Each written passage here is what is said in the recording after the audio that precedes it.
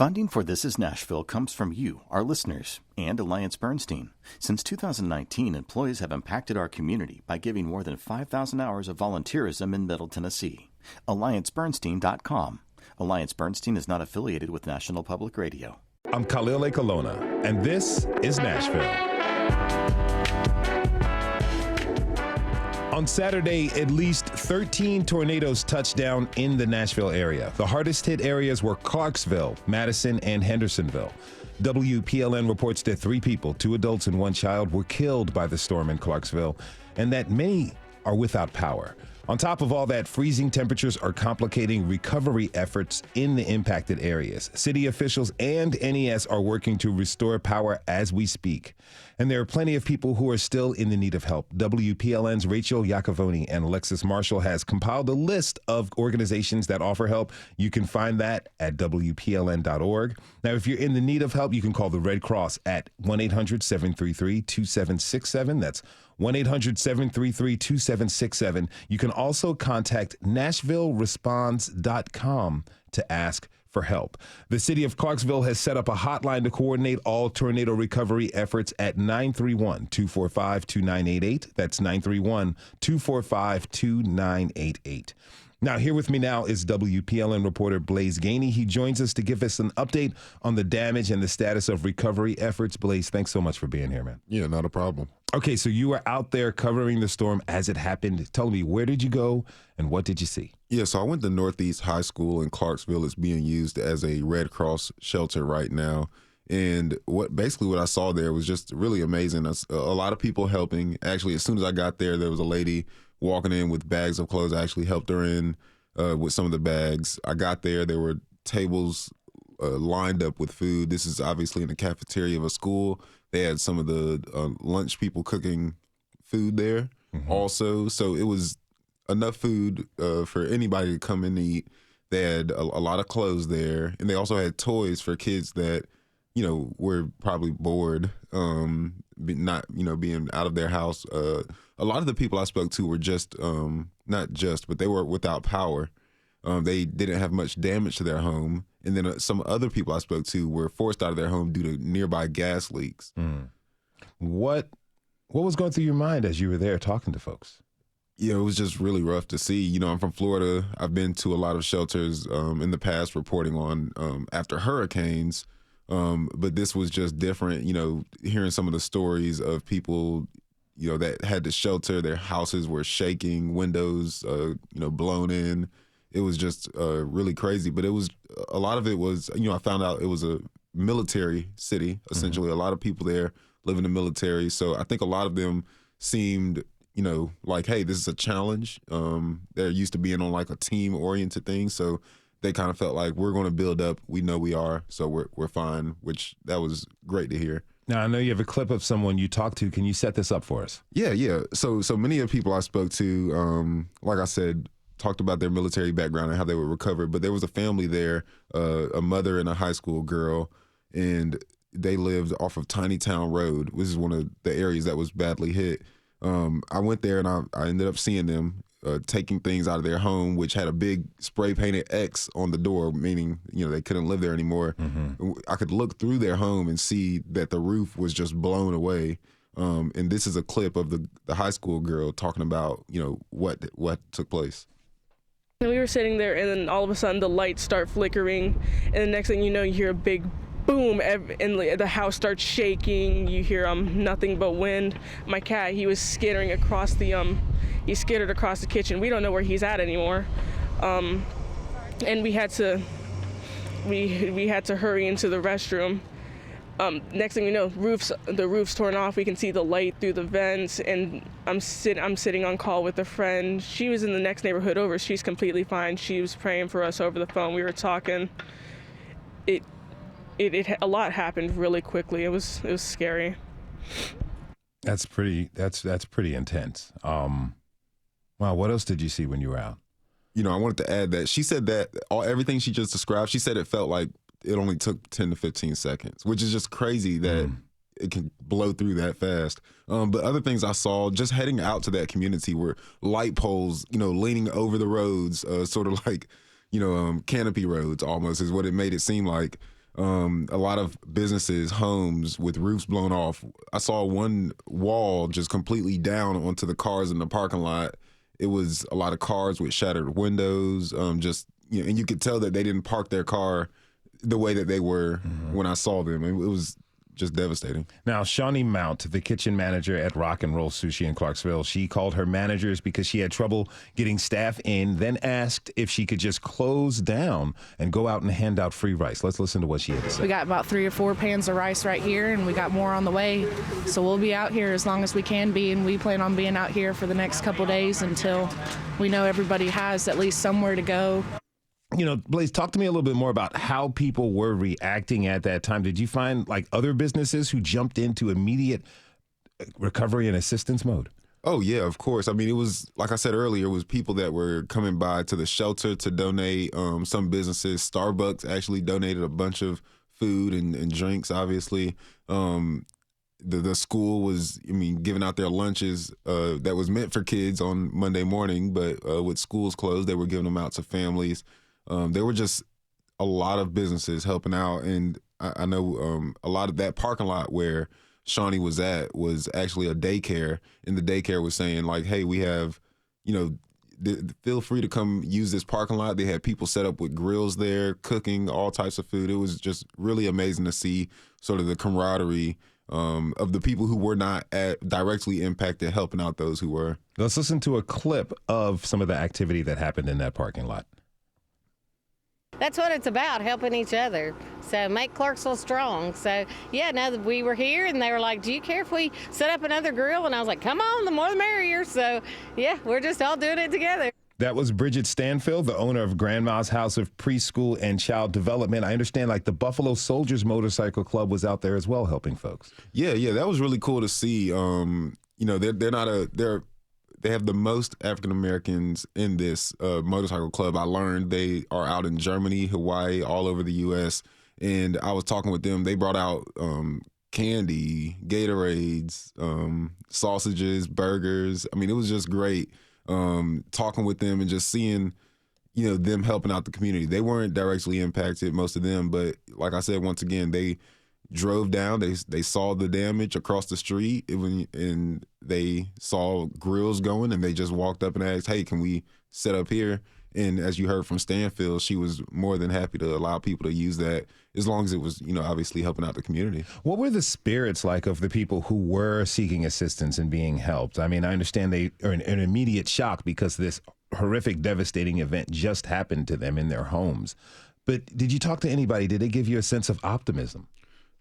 Honestly, I think I don't know if I just got there so close to when it happened, but a lot of people did seem in shock and just distraught, not knowing where they were going to go. Some people had a plan, we're going to go stay with relatives, but I spoke to one lady and she just moved down here in September from Illinois with her 2 little girls, and she really had no place to go. She said her friends had to send her some money down so that she could stay in a hotel. Because she has dogs, and I guess her dogs weren't allowed at the shelter. And, it was just like, wow, this is real life. And she's going to, obviously I'm pretty sure she'll figure it out eventually. There's a lot of assistance going, but it was just hard to see that right away. So I will say there was some people that were optimistic, but definitely some people that were just sort of distorted. Yeah, there's really no telling of the extent of the damage that has happened to people's homes and businesses and infrastructure of all these areas. Have you spoken to any officials about the estimated damage? So I did speak to some officials, but they also just didn't have answers at this time. We know for sure that 250 structures at this point are uninhabitable. I'd imagine that number could increase. And then also with the homes that are still standing, they may have some structural damage, as you mentioned. That's why some of those people were put out, along with the gas leaks near their homes. So the damage, I would imagine, is going to be very significant. I know that Governor Lee has already reached out to FEMA to see about getting assistance as soon as possible. Obviously, Red Cross is there on the ground to help people as well. They can give out sort of cash cards to help people get through until FEMA can step in. So there will definitely be some necessary things to come next. And I spoke to a state representative out in that area, and he said that he expects during this general session that starts in January, that there will be some focus on trying to make sure that the state provides some funding as well through TEMA. Have you gotten word about any other recovery efforts across the area? I haven't, but I know we do have that website, our article up by Rachel with all the information about who's helping out. I know that U-Haul is now helping people getting trucks so that they can remove what is left to recover from their homes. Now, if you need the information that Blaze just mentioned from our colleague Rachel Iacovone, you can go to WPLN.org and get that there. I'm thinking about this. People, it's cold outside. People have no power. And that's not just a danger for folks without heat, but it kind of disrupts the efforts to bring power back. And we got word, and NES is holding a press conference at 1 p.m. to give an update on how long it will take to get power reconnected. Blaze, are you going to pay attention to that? And what are you going to be listening for? Yeah, the newsroom is definitely looking forward to that, to see, I think the biggest thing to see is just how fast the power can get back on. This is always a test of places when the natural disaster happens, when there's large numbers of power outage. This is when people really rely on them to step in and get their power turned back on. So I'm hoping, and I've heard that it could take 2 to 3 days. I think now we're on day 2. So, the hope is that that number that we saw starts to climb down. Now, in Clarksville, 2 adults and 1 child were killed in the tornado. And there were also many other people were injured. Do you have an idea of how many people in the Nashville area were injured? In the Nashville area, I believe it was around 20, but overall, I believe the number is at 60 and climbing as more people are reported. In fact, some injuries were so bad in Clarksville that they had to send people to Vanderbilt here. So it's still not, the number isn't ironed out. And a lot of these numbers I'm saying aren't ironed out because it's a developing thing. Yeah. Okay. So over the past 2 days, the WPLN newsroom really, truly, remarkably jumped into action. What have you been hearing from your other colleagues from their reporting? I think the overall theme that I've been hearing is just that, in times like this is when we are needed most, reporters that can get out on the ground and tell the stories of what's going on. And I know Paige went out the night of and just trying to drive to Hendersonville. So many roads were shut down, but she ended up finding her way there and talking to people. Rose also had, she was in Dixon, which is a little more rural. So she had a lot of trouble trying to find out, well, where do I go? Cell service, not that great out there also. So I think a lot of what I'm seeing is sort of the same thing I'm telling you, communities coming together to help. And also just, people that are devastated that did have some damage to their homes. Blaze Gainey is a reporter with WPLN. You can find his and the entire newsroom's continued coverage on the effects of the tornadoes and the recovery efforts at WPLN.org. Blaze, thanks for this. And as always, my friend, thank you for your reporting. All right. Thank you. We're going to take a short break. When we come back, we'll talk with an operator of a nonprofit in Madison whose building was severely damaged by the storm. And are you in need of help after the storm? Are you looking for help? We can point you in the right direction, so reach out to us and tweet us at This Is Nashville. And don't forget, we'll be opening up the phone lines later on in the show. We'll be right back. Funding for This Is Nashville comes from you, our listeners, and Music City Prep Clinic, Nashville-based provider for PrEP and offering comprehensive sexual health services in an environment designed to be safe, professional, and shame-free. Learn more at musiccityprep.org. I'm Khalil Ekalona, and this is Nashville. Reports are still coming in about the extent of the damage from this weekend's storms. Some folks lost their lives, some their houses, and others, they've lost their businesses. With us now is Reverend Lisa Cook from Sacred Sparks Ministry. Her nonprofit was housed in St. Luke Cumberland Presbyterian Church in Madison. It was hit by an apparent tornado on Saturday. Reverend Lisa also woke up sick this morning. She's going through a lot, and we're grateful that she's still here joining us remotely to share her experience. Reverend Lisa, thank you so much for being on the show. I'm so glad to be here. Thank you. Really appreciate you being here. Now, I watched some of the videos of the damage at the church in Madison where your nonprofit is housed. And first of all, I just want to pause and offer my heartfelt sympathy for your loss. And we have to understand nonprofit work is really grueling, even when you have everything you need. Seeing this, you You must still be in shock, Reverend Lisa.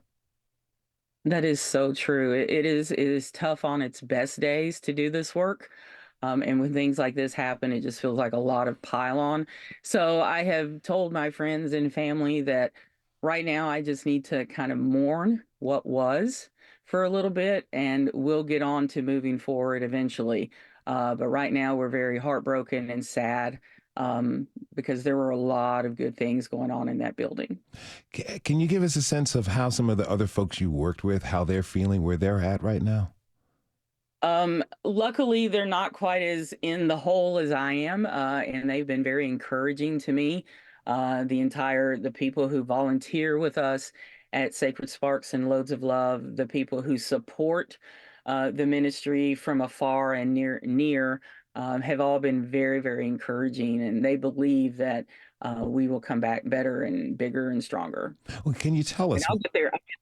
I'll get there too, but right now I'm just very sad. You have to take your time, like everyone. You got to take your time, one day at a time. Can you tell us, what is Sacred Sparks Ministry? Sure. Sacred Sparks Ministry is an outreach of the Cumberland Presbyterian Church.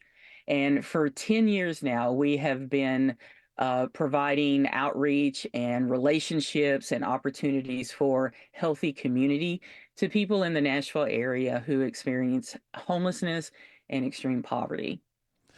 How did you come to start this nonprofit? Oh, that's a long, long story, but I got time. It could only be God. I was in corporate America, and I was looking to finish my degree for advancement in my corporate job, and I picked a school that was at an educational fair in our building. I worked in the Batman building downtown in Nashville, and I picked a school that happened to be faith-based. I didn't realize that, and I ended up attending this school to finish my undergrad, and eventually joining a church in the Cumberland Presbyterian tradition, and then eventually attending seminary and being ordained as a minister in that church. It's been a crazy, wild ride. It's an amazing ride at that. Now, my producer says that you call this part of your journey, you say that this part of your journey is your call. Tell me, what does that mean? A call is one of those intangible things that's really hard to explain and to put in words, but I'll do my best. It's that feeling that you have that you're exactly where you are and exactly doing what you need to be doing. And I can tell you that for 20 something years, my call was in that corporate job. That's where I was supposed to be, and that's what I was supposed to be doing. But once God entered into my life, and my faith life was really undergirded by a community of faith, I felt very disconnected from my corporate job all of a sudden, and more pulled toward everything that was involving my faith. And eventually I felt like there was something to it, and I needed to talk to some people, and we put together a committee who helped me discern that my call was to ordain ministry. But the way I describe my call is, let's say there's a car, and you have to get in that car. You cannot resist getting in that car. The only thing is, you're not sure in the beginning where the car is going, but you get in anyway because you have to. You've been running Sacred Sparks Ministry in Madison. We understand the challenges that a lot of people in Madison are facing, but tell us all why Madison needs a ministry like yours there. Madison is one of those communities that's seeing an increase in the population of people who are either experiencing homelessness, meaning they don't have a house to go to, or they sleep in their car, or they sleep on a friend's couch. Homelessness takes on many shapes and forms. It's not just someone living in the woods or under a bridge. And Madison is a community that has seen an influx of people in those situations, in addition to people who may have a home to live in, but are living in extreme poverty and are very food insecure for the most part. I think a lot of this comes from the downtown area being revitalized and East Nashville being revitalized. And as a result of that, Some folks just kind of get pushed to the side, and this is one of those communities, and they've made their way to Madison, and there is a large population in need in that area. You all have been using St. Luke's Cumberland Presbyterian Church as a headquarters for Sacred Sparks, but tell me, how exactly were you using that building? Yeah, so St. Luke is a Cumberland Presbyterian church, and the pastor there is a friend of mine. We went to seminary together for a short period of time, I believe. And we were doing one of the biggest things we do at Sacred Sparks is our laundry ministry. So for 8 years, the ministry's been in existence for 10 years, and for 8 years, we would pick up friends experiencing homelessness or extreme poverty wherever they were, and we would take them to a laundromat in Nashville, and we would clean their clothes for them for free. And while they were there, we would feed them. Whenever I gather people, I always feed them. And we did that for 8 years, sort of a ministry on wheels, if you will. Mm-hmm. When COVID hit and everything kind of slowed down and then was kind of slowly opening back up, God started putting on my heart that there may be a different way we could do that laundry ministry. And I talked to some people that I trust that helped me work through that again. And we ended up, after a lot of thoughts and ideas, we ended up asking St. Luke if they could give us some space in their church. They have an amazing facility there with a lot of space. And we thought that we could use a room in that church to create our own laundry room. And yeah, that worked out beautifully. They have a big gym that our folks could spend time in, a fellowship hall. They have a full kitchen that we could cook a full meal for people. We ate a lot of pizza on the road, but once we got to St. Luke, it was really good. But about how many people I'm sorry, continue. For 3 days a week in the beginning, and we had just moved to 4 days a week when this tornado happened. But for 3 days a week, we would bring in people every day. I had a different route every day, and I would have up to 25 friends coming on each of those days, and we would clean their clothes, and they would spend about 5 hours with us while we did that. So we had movies going, and the gym was available to them. They could just sleep if they wanted. They could watch TV. And it was a place, it became for them a place to gather in community and to see the same people on a regular basis and to care about those same people and to share life experiences with them, much like you do with a church family. That's kind of what we created there in St. Luke, was our very own church congregation. You talk about the personal relationships and the connections that you're building through the services that you're offering, and talking to people and letting people know that simply you are there and that you care. Can you tell me a story about one of the friends you served? Oh, yeah, let's see. Okay, let me tell you about one of our volunteers. She is someone who has experienced homelessness in a cycle for many, many years. And I met her actually when we were doing our laundry pickup on the road. So I would pick her up and take her to the laundromat. And when we got this space at St. Luke, we would pick this person up each and every day, and she connected in such a way that she actually became one of our steady weekly day-to-day volunteers. She was there every day running her part of the organization without fail. And it's just good to see how someone who is assisted by the ministry immediately wants to give back to the ministry. And I've seen that over and over and over. It's the relationships and the community that is at the foundation of what we do at Sacred Sparks.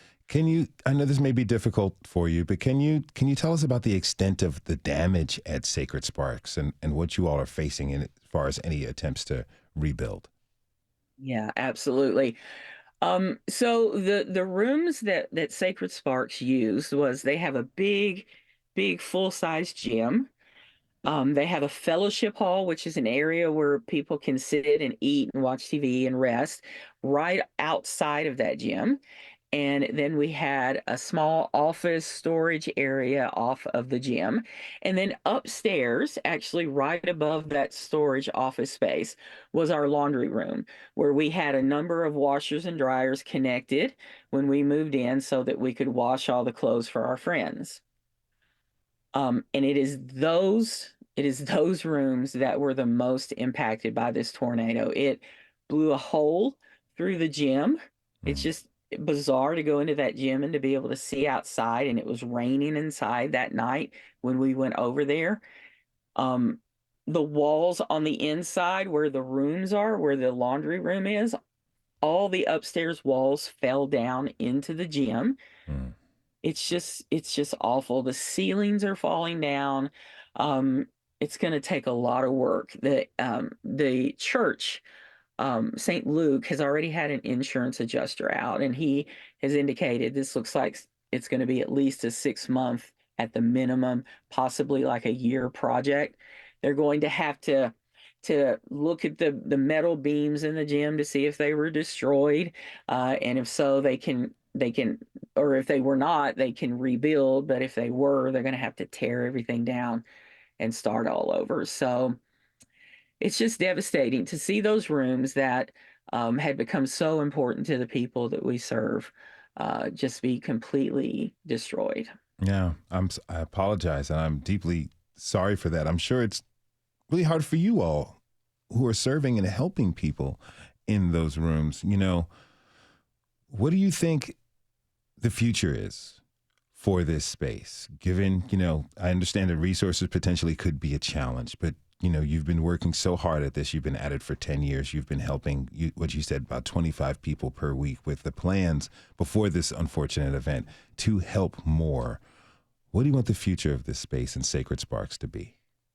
Yeah, and that's actually 25 people per day, so that's 75 to 100 people a week. And I'll be honest that we don't know right now what the future holds, but I do believe that there will be a future. I do not believe there was a time on Saturday and early Sunday when I felt like it was the death of the ministry, but I know that's not what has happened.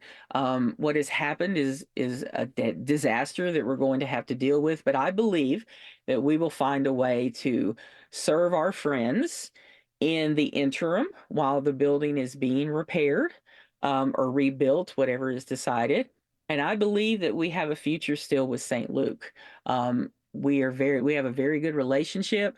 They've invited me into their meetings about this situation, and I feel confident that if they rebuild or repair, that they will invite us back into that space. Now, for a decade now, you've been assisting and helping people. Now you're in the need of help and assistance. How has the community responded to helping out Sacred Sparks? It has been overwhelming, the encouragement and the offers that I've received. And it's really been the only thing that's carried me through my dark hours with this. Excuse me. Now, I understand. And Reverend Lisa, we want to thank you so much for being with us, given all the circumstances that you've been through. Now, before I let you go, just tell everybody listening what you need. Well, I would love to ask for your prayers. First of all, that's the first thing that we need. And beyond that, I have some information that I could provide to you all. Websites. The church has a GoFundMe to help pay for their insurance deductible. We're looking for some storage space is the first thing that we need to get the things out that were not affected by the storm before they get affected by the weather, because the gym is open to the weather right now. So that is our first need, is some storage space. And ongoing needs, I can share with you a website that will have that. Please do. Please share that website with us. And listeners, know that when you go to thisisnashville.org and you look at today's episode post, we will make sure we have that information there. Reverend Lisa from Sacred Sparks, thank you so much for being with us. Good luck to you. Please feel better soon and keep us posted on anything else you need, okay? Thank you so much for having me. Really appreciate it. Thank you. All right, we've got to take one more short break, everyone. When we come back, we'll talk with a member of the Nashville Severe Weather Team and a professor of civil and environmental engineering. We're also going to be opening up the phone lines so we can hear from you. You can call us at 615-760-2000. That's 615-760-2000, or you can tweet us at This Is Nashville. We'll be right back.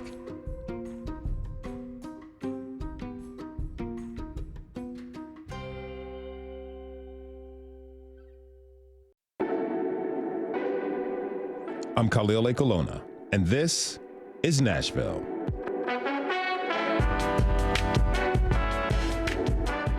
We're discussing the devastating tornadoes that hit our area on Saturday. People in Clarksville, Henderson, and Madison, and other counties were affected. We want to hear from you if you need help, or you know someone who does, or if you are looking to help others. Please, please, please give us a call at 615-760-2000. That's 615-760-2000. Now, on Saturday, I was here at Nashville Public Radio when I received the first alert about the incoming tornadoes. The first thing I did was head to YouTube to hear from the folks at Nashville Severe Weather. You can find them online at NashvilleSevereWeather.com. This is a group of community members who volunteer their time to keep people informed about potential storms in the area. Their efforts are massive, and they've become a reliable and valued resource for everyone in Middle Tennessee. And I'm not the only one who thinks this way. Yesterday, This is Nashville received an email from listener Bryn Sierra who wrote, quote, "My family and I were actually in the last 20-ish minutes of the Nutcracker at TPAC when everyone's phone alarms started going off. After turning off my alarm, I immediately went to find out what the Nashville Severe Weather team was saying about all this. They are my and so many others' #1 go-to for all things severe weather in Middle Tennessee and beyond. I remember when they were just doing Twitter updates with witty banter. Now they have got a full website, a live YouTube broadcasting channel during severe weather. Fortunately, they've kept up the witty banter. These folks are truly local heroes. I concur." I'd like to welcome back Andrew Leeper from Nashville Severe Weather to This is Nashville. Andrew, thank you so much for being here again. Well, thank you for having me. Really appreciate this, man. Everything that you all do really is a service to the people here of the city and the region. You know, and you guys like mainly the only people we know to go to for storm coverage. It's what I was told when I first moved into town. Something happens, you go immediately. Then you guys had a really active Twitter account. Twitter has gone through its changes. I'm so glad to see that you all have a website that people can go to now. You know, tell me, like, what type of responses have you received from the community after Saturday's storms? Many of the responses have been people with very kind words, and that's always so good to hear from people that are watching and listening and hearing. And basically what that means to us is, first of all, we thank you for those words, but also it means that people are staying in touch with changing weather conditions. That's important to us. We want people to not be disconnected. And one of the reasons we do this, a major reason we do this, is so people will be connected and have a way and have access to important, potentially life-saving weather information. And that means a lot to us that people are interested in getting that information. How many people are on the team at Nashville Severe Weather? Well, we have 4 of us that are on most of the time. We all sort of have a different role. I work mostly with the YouTube side of it. And we have a guy who runs our Instagram. His name is Graham, by the way. Okay, that works. And so then we have David and we have Will, and we all sort of have our different role that we play in the organization and then the communication strategy there. You all are volunteering, right? Correct. Yes, we all have day jobs, as we say. So yeah. We do this as something extra that we feel. I love what Reverend Lisa said. We sort of feel a calling to this. Mm-hmm. It's very, very clear. Now, something I'm curious about: weather alerts, extreme weather alerts happen. Nashville Weather Service, the National Weather Service, will give us alerts, but you guys kind of get that information as well. So many people, including myself, we go to you first to find out what's happening and what we should do. How exactly do you know what's going on? Like what type of technology are you all using? Well, an important thing to us is to stay ahead of situations like we had on, this past weekend. And part of that is, hey, always having an eye back to the west. We don't want to be, or whichever direction the storms are coming from. We don't want to be caught off guard like anybody else. We want to, we don't want to be anybody else caught off guard. So we want to be ahead of it, and so we use our radar software that we have, and we're constantly watching what the National Weather Service is saying, and they're well out ahead of it as well. So. We use a combination of resources to make sure that by the time it gets here, we have been well warned, and we are well aware of the potential dangers that we face. Have you always been into watching the weather? It goes back a long time for me, and really for all four of us on the team, it goes back a long ways. And even we have a fifth guy, by the way, who writes our blogs. He's a meteorology student down at Mississippi State, and even for him, it goes back a long way. And I believe for me, and even a couple of the other guys, you think back, if you've been around Nashville a while, you remember the 1998 tornado that struck Nashville right in the middle of downtown. Big outbreak that day, April 16th of 98. And I think for a few of us, that was sort of the point where we really became interested in how this all works. Interesting, because this work that you do is very, very deeply personal. I want to hear a clip from Saturday evening. All right, new radar scan should come in here in just a second on velocities. Clearly a strong tornado. It appears to be traveling right on Gallatin Road or very close to it. There's our new velocity scan. Looks like maybe just north of Gallatin Road. Goodness, I have friends up this way. Tell me, Andrew, were your friends okay? Yes, friends were fine. They had damage very, very close to them, but there's just those moments, you spend time looking at a computer screen and you're trying to interpret every radar scan, every word from the Weather Service. You're trying to take in so much information and compile that and deliver that in a way that's understandable. And then all of a sudden you just realize, wait a minute, I know somebody up there. And so your mind briefly just goes into the human impact of this and what could happen over the next few minutes. And in a way, you feel a little bit helpless because I want to just, pick up the phone and call them. But I know that there's so little time to call everybody that we know, and we just hope that they're aware of the situation. Yesterday I was talking to someone about the services that you all provide, and they mentioned a moment, I believe it was you, a couple years ago, where you were broadcasting YouTube and Twitter, and you stopped and said, I'm going to go wake up my family. That's when it really hit home for them, and the gravity of the situation hit home, and they stopped, but they were so moved by that. Again, you and 4 other people are volunteering to give us all this information, but you and your family could potentially be in danger from these storms. Talk to me about why you all serve in this form. Well, I think it all goes back to sort of the way Nashville severe weather started, and that started when my friend David, he wanted a way where he could respond to his friends that were just asking him general weather questions and wanting to know about their soccer games and wanting to know about the nuts and bolts of people's schedules and how weather was going to affect that.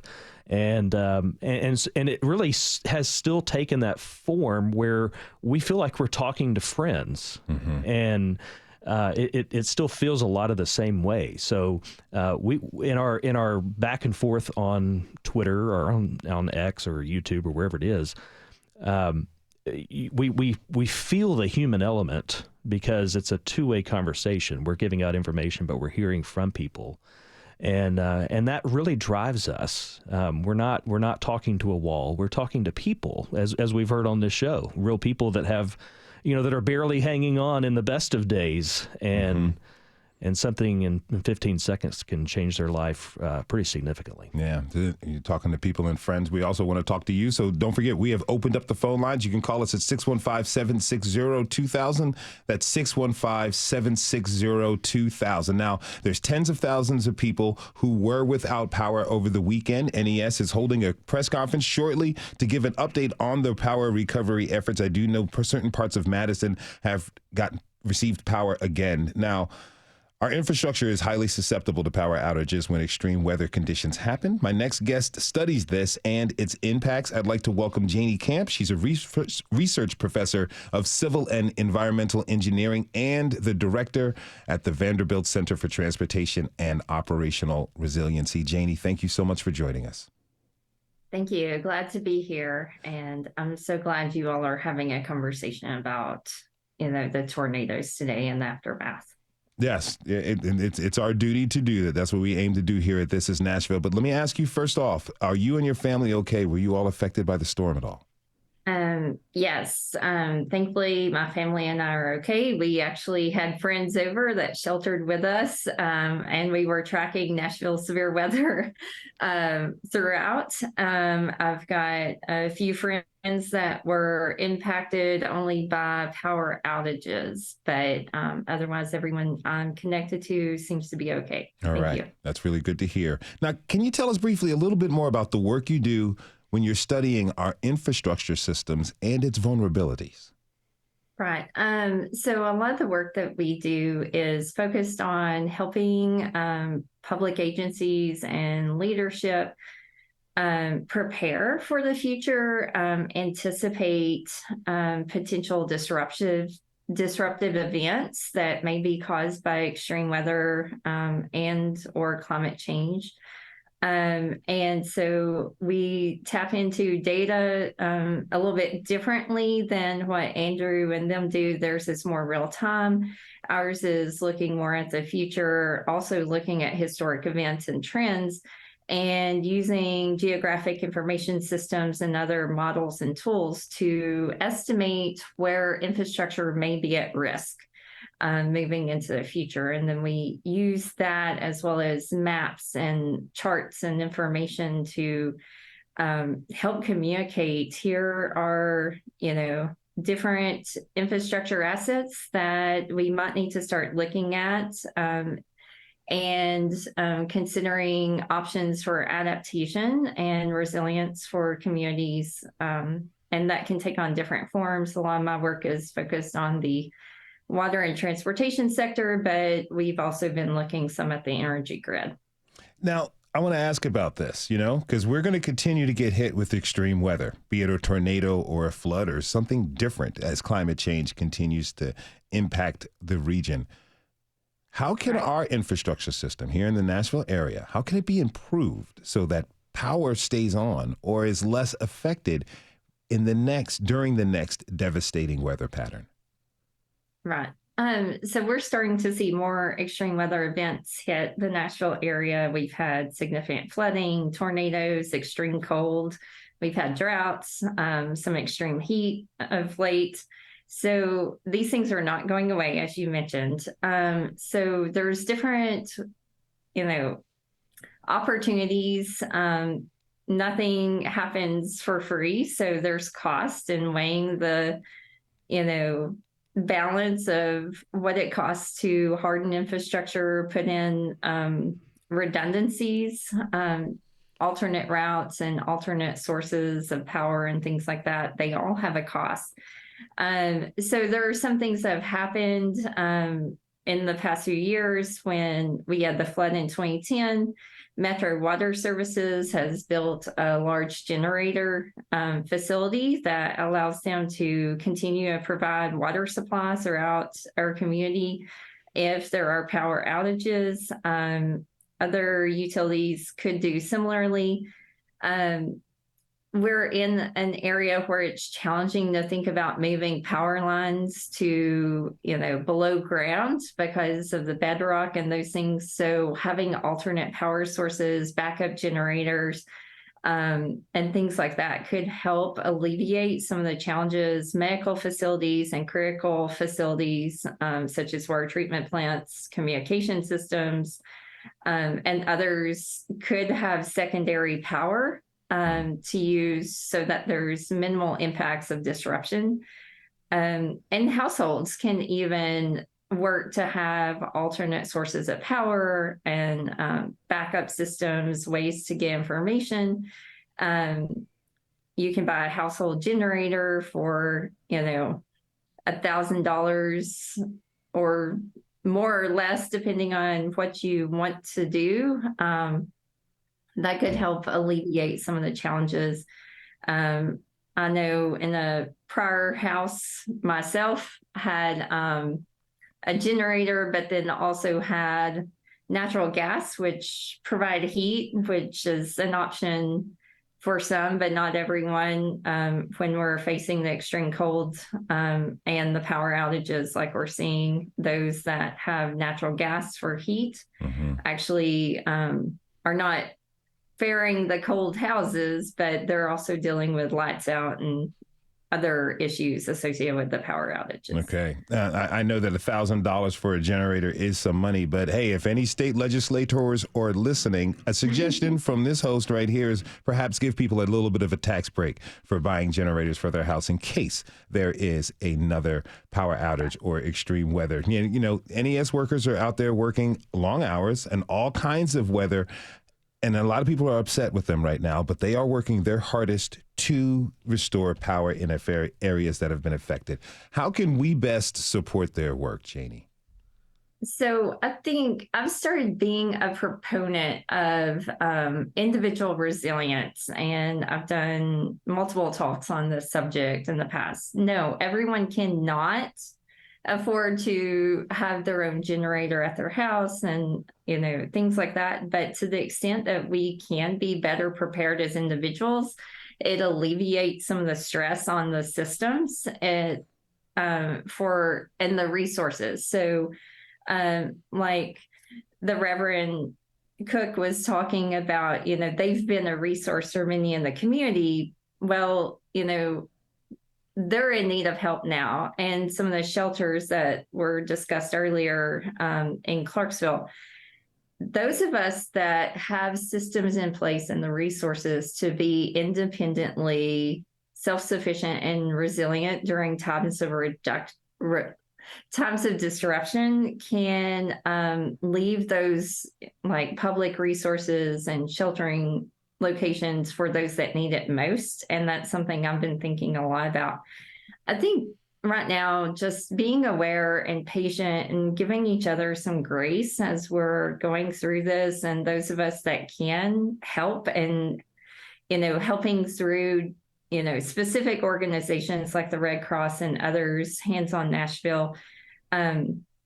It's great to want to show up to some of these areas that have been hit hard with, you know, 24 packs of water and food and grills and those things. But there's also a need for coordinated efforts so that you don't become part of the problem and people don't think you're there in need of help when you truly are not.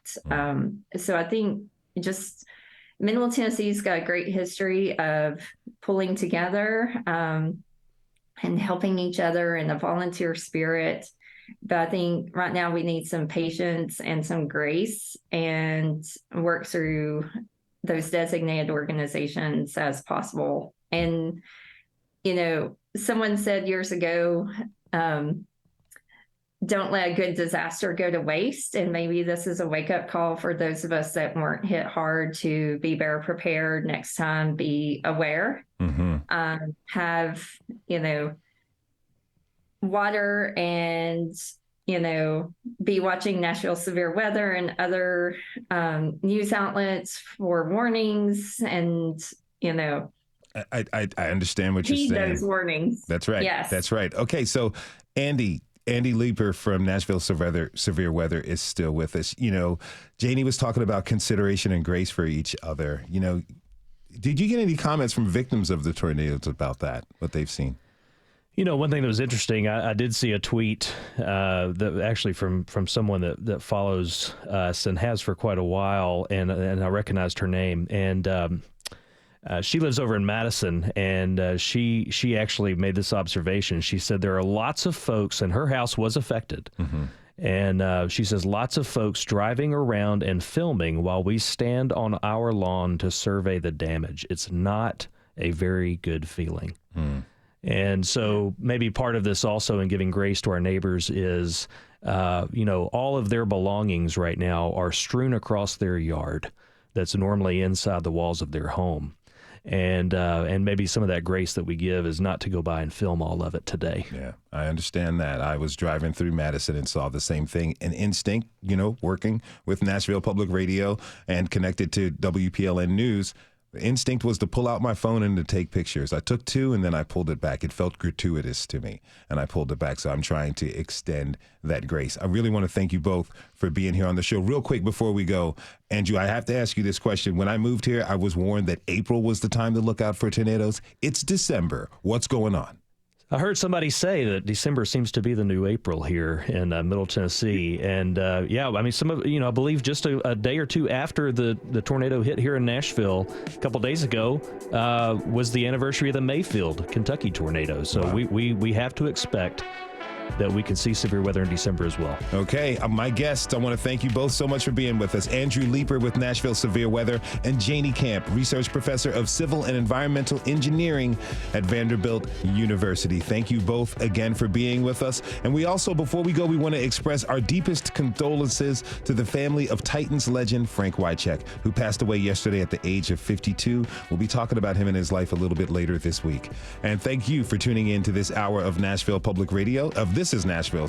This is Nashville is a production of Nashville Public Radio. Today's episode was produced and directed by our senior producer, Tasha A.F. Lemley. Our board operator is Liv Lombardi. Live tweeting was handled by Elizabeth Burton. Catherine Cece's was on the phone, but nobody called. Next time, let Catherine talk to you. We have information that you need. The masterminds behind our theme music are LaRange and Namir Blade. Special thanks to the WPLN Newsroom and Marissa Shapiro. You can listen back at thisisnashville.org or wherever you get your podcasts. And the conversation doesn't end here. Tweet us at Nashville. Find us on Instagram. Tell us what you want from our show by filling out our quick survey online. This is Nashville. I'm Khalil Ekalona. We'll see you tomorrow, everybody. And be good with each other.